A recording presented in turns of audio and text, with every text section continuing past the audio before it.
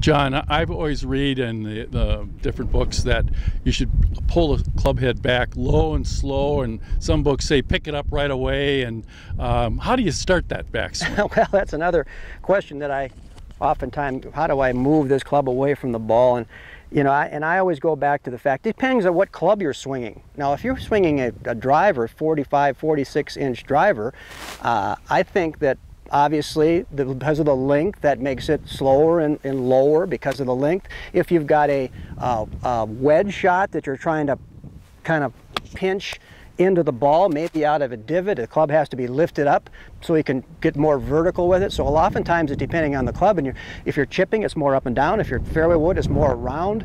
So really the function and the angle of how the club works away is predicated by the club that you're hitting, the design of the club, and the length of the club. Of course, when you're trying to hit into the ball, that's more steep. That requires naturally more bending of the wrist.